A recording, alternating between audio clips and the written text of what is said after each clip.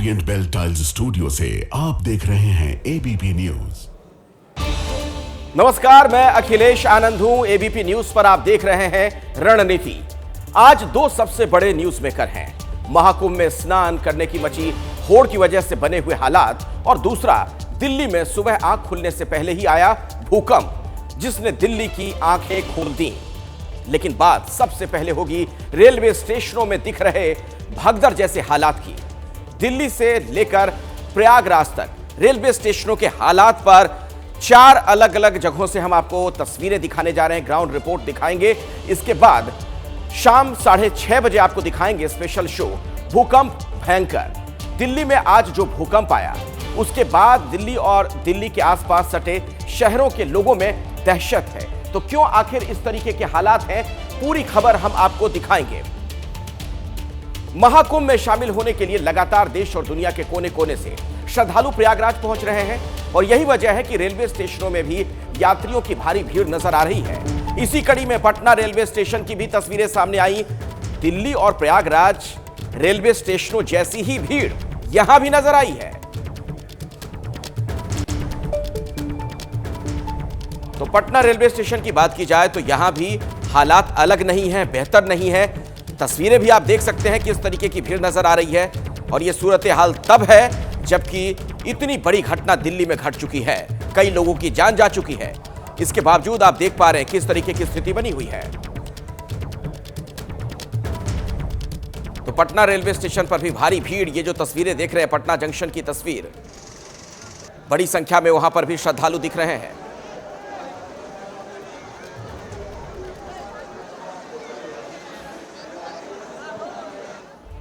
Railway स्टेशनों पर भारी भीड़ है। नई दिल्ली रेलवे स्टेशन की सुरक्षा अब सीआरपीएफ के हवाले कर दी गई है। भगदड़ जैसे हालात से बचने के लिए रेलवे प्रशासन ने कई बदलाव किए। यात्रियों की भी सहूलियत का ध्यान रखा जा रहा है। नई दिल्ली रेलवे स्टेशन पर हुए हादसे के बाद सुरक्षा की कमान अब सीआरपीएफ ने संभाल ली है। जवानों को खास तौर से 14, 15 और 16 नंबर प्लेटफॉर्म पर तैनात किया गया है। आरपीएफ के जवान भी सुरक्षा में मौजूद रहेंगे। यहाँ पर आप देख पाएंगे नई दिल्ली रेलवे स्टेशन का प्लेटफॉर्म नंबर 14, सामने आपको सुरक्षा बल सिक्योरिटी जो है वो भी आपको यहाँ पर तैनात नजर आएंगे। रस्सी जो है वो भी लगा दी गई है, यात्रियों को पीछे ही रहने के लिए कहा गया है, और इस तरह के तमाम सारी जो व्यवस्थाएं हैं वो इस बड़े हादसे के बाद जो एहतियात के तौर पर जो है वो आपको यहाँ पर साफ तौर से नजर आएंगे। इस बीच नई दिल्ली रेलवे स्टेशन पर प्लेटफॉर्म टिकट की बिक्री बंद कर दी गई है। शाम के समय प्रयागराज रूट पर हो रही इस भारी भीड़ को देखते हुए ये पाबंदी लगाई गई है। क्या वो प्लेटफॉर्म टिकट लेने आए क्या? कहाँ से आए, किसको छोड़ने जा रहे हैं? हमारे ससुर जी जा रहे हैं। अच्छा, और टिकट बंद कर रखा है। क्या बोला गया? बोला कि बंद है। कुछ कारण बताया? कुछ नहीं बताया कारण। वहीं प्रयागराज से आने वाले सभी यात्रियों के लिए नॉर्दर्न रेलवे ने स्टेशन के बाहर खास व्यवस्था की है। प्लेटफॉर्म पर भीड़ न बढ़े, लिहाजा यात्री शेल्टर में रुककर ट्रेन का इंतजार कर सकते हैं। जाहिर है रेलवे ने देर से ही सही, लेकिन क्राउड मैनेजमेंट के लिए बड़ा फैसला किया है। नई दिल्ली रेलवे स्टेशन पर शनिवार को हुए हादसे से सबक लेते हुए अब महाकुंभ के लिए नई दिल्ली से जाने वाली सभी स्पेशल ट्रेनों को प्लेटफॉर्म नंबर 16 से चलाया जा रहा है। वहीं नियमित ट्रेनें पहले की तरह सभी प्लेटफॉर्म से चलाई जाएंगी।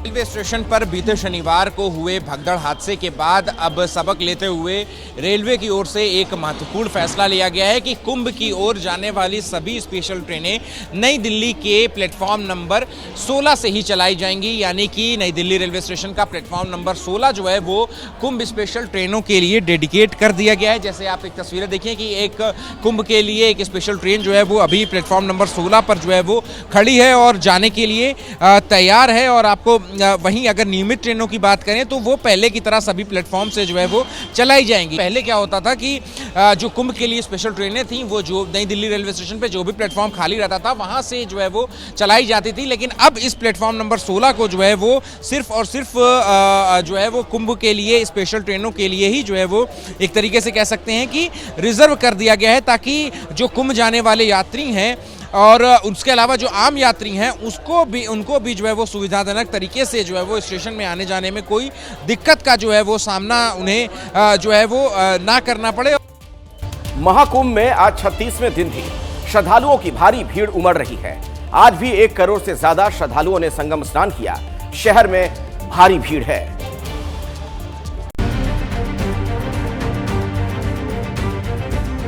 महाकुंभ में अमृत स्नान और कल्पवास खत्म होने के बाद भी श्रद्धालुओं के आने का सिलसिला लगातार जारी है। भारी भीड़ की वजह से रेलवे स्टेशन पर सबसे ज्यादा दबाव है। प्रयागराज संगम स्टेशन को 28 फरवरी तक बंद कर दिया गया है। इस वक्त हम मौजूद हैं प्रयागराज रेलवे स्टेशन के बाहर, जहां आप तस्वीरें देख सकते हैं कि रेलवे स्टेशन से संगम जाने वाले जो भी रास्ते हैं इसी तरीके से श्रद्धालुओं की भीड़ से पटे पड़े हुए हैं। ट्रेन में बहुत मिसमैनेजमेंट है जी, बिल्कुल टोटली। मतलब आदमी उठे और जाना हो बाथरूम तो बाथरूम तक नहीं पहुंच सकता जी। बिल्कुल बेकार है फैसिलिटी। यहाँ से इधर से उधर बार बार दौड़ा रहे और 6 बजे से घूम रहे, रास्ता ही नहीं मिल रहा है, बार बार इधर से उधर बुला रहे हैं। प्रयागराज के झूसी रेलवे स्टेशन पर भी श्रद्धालुओं की भारी भीड़ है, लेकिन प्रशासन लोगों की सहूलियत का पूरा ख्याल रख रहा है।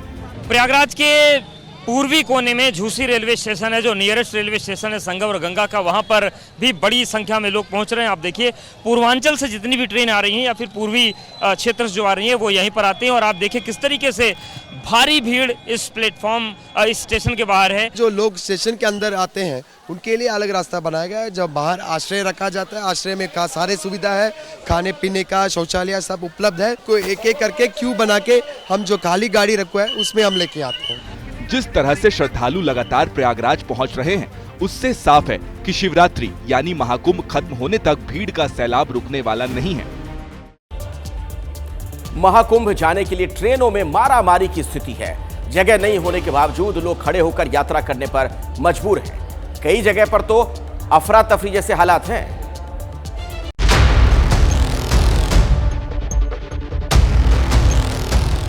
महाकुंभ में आस्था की डुबकी लगाने के लिए अभी भी कई रेलवे स्टेशनों पर श्रद्धालुओं की भारी भीड़ है। ये 3 तस्वीरें बता रही हैं कि जनसैलाब रुकने का नाम ही नहीं ले रहा है। लोग ट्रेनों में जगह न मिलने की वजह से गेट पर खड़े होकर ही यात्रा कर रहे हैं। ऐसे ही जाएंगे भैया, हम प्रयागराज से ही आ रहे हैं। कोई दिक्कत आपको नहीं हुई? अब दिक्कत क्या, सफर है तो दिक्कत इतना चलता है। कहाँ से आ रहे हैं? कुंभ से? हाँ, कुंभ से। पंडित दीनदयाल उपाध्याय जंक्शन पर भारी भीड़ है। लोग प्रयागराज से लौटकर यहां से बिहार, बंगाल और ओडिशा की आगे की यात्रा कर रहे हैं। जबलपुर स्टेशन पर आलम यह है कि भारी धक्का मुक्की और भीड़ से जूझने के बावजूद भी ट्रेन में लोग चढ़ नहीं पा रहे हैं। बहुत कोशिश की है मगर कुछ भी नहीं, बैठने को मिले ही नहीं। वहीं पटना रेलवे स्टेशन पर रेलवे पुलिस लोगों से एहतियात बरतने की अपील कर रही है। भीड़ इस कदर है कि लोग बेहाल हैं। कहाँ जाना है? कहाँ जाना है? ये प्रयागराज। आप लोगों को भी? हाँ। कोई ट्रेन छूटी भी है? हाँ, 2-3 तो छूट गया है। जाहिर है देश के हर कोने से महाकुंभ पहुंचने के लिए श्रद्धालुओं का जत्था आना जारी है। अपने दर्शकों को हम बता दें कि प्रयागराज रेलवे स्टेशन पर भीड़ की मॉनिटरिंग के लिए एक कंट्रोल रूम बनाया गया। इसमें सभी रेलवे स्टेशनों समेत महाकुंभ क्षेत्र और शहर के रास्तों पर लगाए गए सीसीटीवी कैमरों की लाइव निगरानी की जाती है।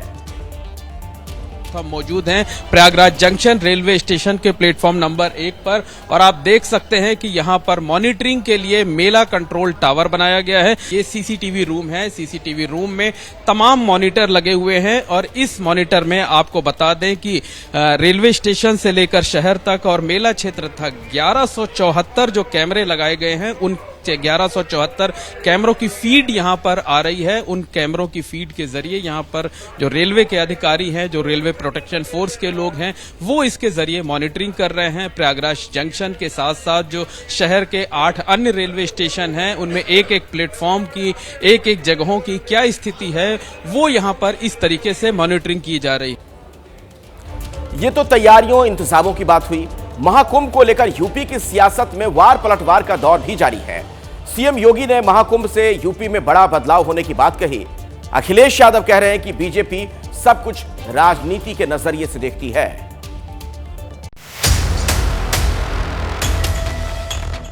महाकुंभ के आयोजन को लेकर समाजवादी पार्टी लगातार सीएम योगी और बीजेपी पर निशाना साध रही है। सीएम योगी ने महाकुंभ को लेकर कहा कि आस्था के साथ साथ यूपी की जीडीपी भी बढ़ रही है। लोगों को कार्य मिला है, उनकी आमदनी बढ़ी है कि यूपी की जो इकोनॉमी होगी वह लगभग 3.25 से लेकर 3.5 लाख करोड़ रुपए की अतिरिक्त यूपी की जीडीपी में बढ़ोतरी होने वाली है। दूसरी ओर अखिलेश यादव भले ही महाकुंभ में डुबकी लगा चुके हों, लेकिन सीएम योगी के बयान पर सवाल भी उठा रहे हैं। करोड़ आए, इतने करोड़ आए, लेकिन मरने वालों की गिनती नहीं है। दुनिया में 5वीं अर्थव्यवस्था है, दुनिया में हम विश्व गुरु बनने जा रहे हैं, हमारी $1 ट्रिलियन इकोनॉमी बन जाएगी। इतनी बड़ी इकोनॉमी बनाने वाले लोग हमारे गरीबों को लिए आने जाने से लेकर के स्नान, खाने पीने का भी इंतजाम नहीं कर पा रहे हैं। कांग्रेस ने भी कहा कि सरकार सिर्फ धार्मिक भावनाएं भड़काकर सत्ता हासिल करना चाहती है। इसमें मुझे कोई साजिश नजर नहीं आती। इसके अंदर भारत सरकार, रेलवे मिनिस्टर की इनकॉम्पिटेंस है। यानी महाकुंभ को लेकर दिल्ली से लखनऊ तक सियासी पलटवार जारी है। महाकुंभ में दरअसल 36वें दिन भी भारी भीड़ देखने को मिल रही है।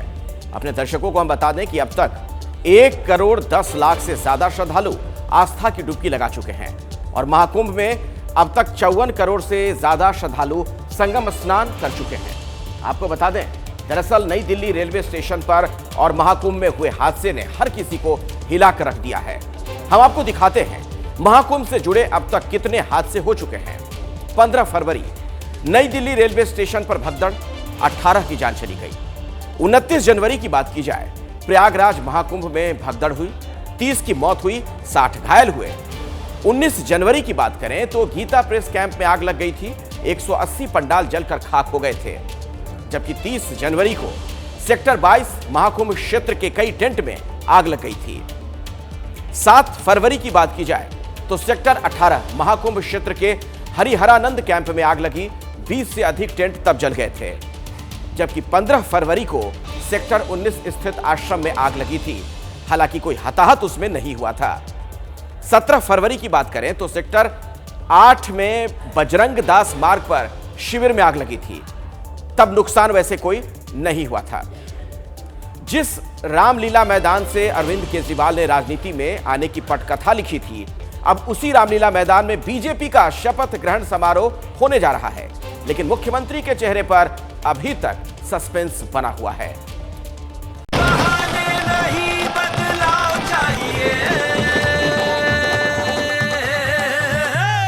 दिल्ली में भाजपा सरकार चाहिए, दिल्ली में भाजपा सरकार चाहिए। दिल्ली में भले ही मुख्यमंत्री के चेहरे पर सस्पेंस बना हो, लेकिन शपथ ग्रहण की तारीख और जगह फाइनल हो गई है। जानकारी के मुताबिक 20 फरवरी को शाम 4:30 बजे दिल्ली के रामलीला मैदान में शपथ ग्रहण होगा, जिसकी भव्य तैयारियों का अंदाजा इन तस्वीरों से लगा सकते हैं।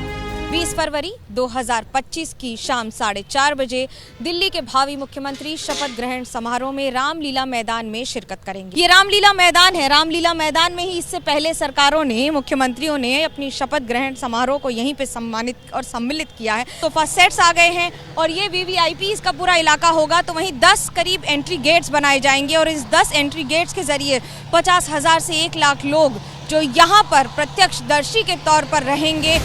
शपथ ग्रहण समारोह में 3 मंच बनाए जाएंगे, एक मंच बड़ा और 2 मंच छोटे होंगे। मंच पर करीब 100 से 150 कुर्सियां लगाई जाएंगी, जबकि आम लोगों के बैठने के लिए करीब 20,000 कुर्सियों की व्यवस्था होगी। दिल्ली में 26 साल के बाद बीजेपी की सरकार बनी है, ऐसे में शपथ ग्रहण खास और भव्य होगा। इसके अलावा उद्योगपति, फिल्म स्टार, क्रिकेट खिलाड़ी, साधु संत और कई राजनयिक के आने की चर्चा है।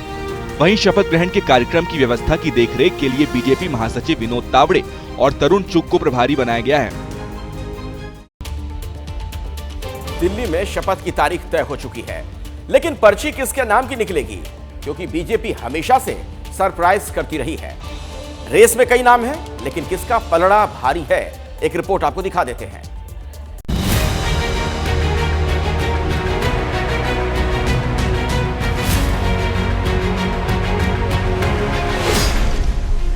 फरवरी को विधायक दल की बैठक है, 20 फरवरी को शपथ होनी है, लेकिन सीएम कौन होगा इस पर अब तक सस्पेंस बना हुआ है। 48 विधायकों में किसी पर भी भरोसा नहीं है। उनकी तरह नहीं है कि एक मुख्यमंत्री का चेहरा और उसके बाद बाकी सब खड़ा हुआ है मुख्यमंत्री। दिल्ली में बीजेपी के 48 विधायक जीत कर आए हैं, जिनमें से सीएम को लेकर अटकलों का बाजार पहले दिन से गर्म है। लेकिन 2 नाम सीएम की रेस में सबसे आगे बताए जा रहे हैं। इनमें से एक नाम रोहिणी से विधायक विजेंद्र गुप्ता का है, तो दूसरा नाम शालीमार बाग से विधायक रेखा गुप्ता का। इनमें विजेंद्र गुप्ता दिल्ली बीजेपी के अध्यक्ष रह चुके हैं। 2015 से 2020 तक दिल्ली विधानसभा में विपक्ष के नेता रहे। शीश महल पर केजरीवाल को घेरने वाले भी विजेंद्र गुप्ता हैं और तीसरी बार रोहिणी से विधायक बने हैं। वहीं रेखा गुप्ता आरएसएस की करीबी हैं, डीयूएसयू की अध्यक्ष रह चुकी हैं, शालीमार बाग से चुनाव जीती हैं। ये दोनों कद्दावर नेता हैं और दिल्ली बीजेपी का बड़ा चेहरा है। दुनिया बदल रही है और ये भारत के लिए ला रही है इन्फिनिट अवसर, जिसे हम कहते हैं मिनट इन्फिनिट। देखिए और आइए आइडियाज ऑफ इंडिया के मंच पर समझेंगे इसी मिनट इन्फिनिट को 21 और 22 फरवरी abplive.com पर।